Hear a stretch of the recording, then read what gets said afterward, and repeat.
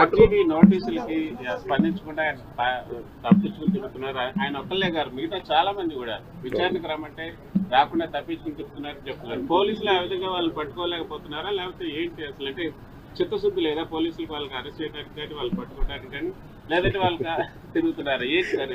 Let the police do their job, let me do my job. నా పని నేను చేసుకుని వాళ్ళ పని వాళ్ళు చేయాలి కదా. గత గవర్నమెంట్ లో అయితే ఎక్కడున్నా అవునా?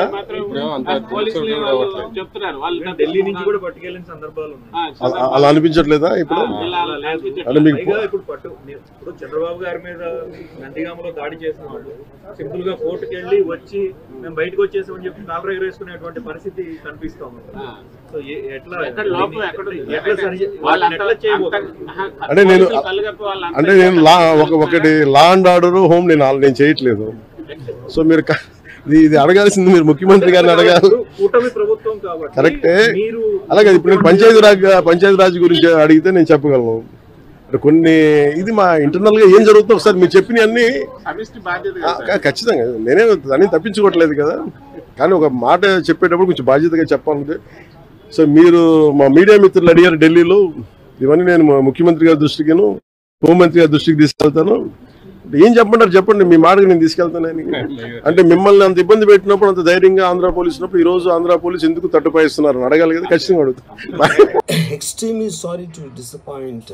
అంటే ఇప్పుడు ఏదో ఉనికిపోతున్నాను, మంచం కింద కూర్చొని ఏడుస్తున్నాను అని అందరూ what ever the media speculating, వాళ్ళందరికీ చిన్న డిసప్పాయింట్మెంట్గా ఉండొచ్చు వీడియో. ఇక్కడ పాయింట్ ఏంటంటే, I just want explain the whole concept.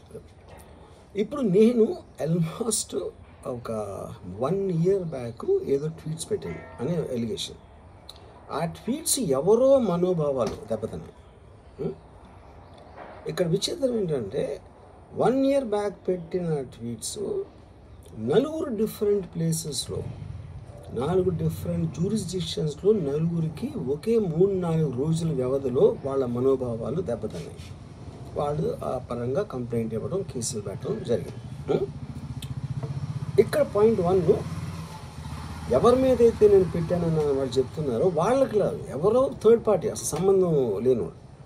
So ఆ కాంటెక్స్లో అసలు ఈ కేసు ఎలాగా, ఈ సెక్షన్స్ ఎలా వర్తిస్తాయి అనేది అప్పుడు ఆబ్వియస్గా నాకు వచ్చే అనుమానం కానీ, నాకు కానీ నా మనుషులు కానీ, ఇది ఒక పర్సిక్యూషన్ చేయటానికి ఒక పద్ధతి ప్రకారం ఉన్న అలౌబుల్ లాస్ని వాడుతున్నారా, లేకపోతే ఇప్పుడు వరల్డ్ ఓవర్ ఒక ఫినామినా ఏం జరుగుతుందంటే పొలిటికల్ పార్టీస్ వాళ్ళు they are weaponising the systems of the police. అది అమెరికాలో జరుగుతుంది, యూరోప్లో జరుగుతుంది, ఎక్కడ కూడా జరుగుతుంది.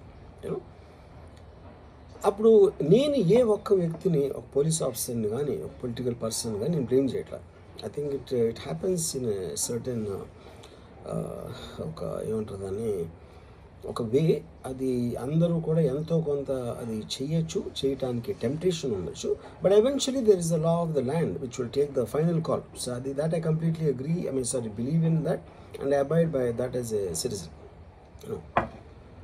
సో ఇప్పుడు ఇక్కడ జరిగింది ఏంటి, నాకు ఒక నోటీస్ వచ్చింది, నేను ఒక రిప్లై ఇచ్చాను, ఫలానా చోట ఫలానా తారీఖు నేను వస్తాను.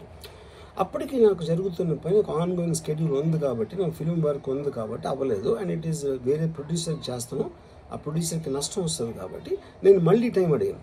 ఇదేంటి కేసు, ఇదేం అర్జెంట్ కేసు అంటే 1 year తర్వాత ట్వీట్ చూసిన అతనికి 1 weekలో అన్నీ అయిపోవాలనేది ఏమన్నా మీనింగ్ ఉంటుంది అసలు దానికి? So which basically means it is being done for purposes other than the urgency of the case. ఇప్పుడు అర్జెన్సీ ఆఫ్ ద కేస్ అంటే మీరు మర్డర్లు గేడర్లు ఇన్ని జరిగి సంవత్సరాలు తీసుకుని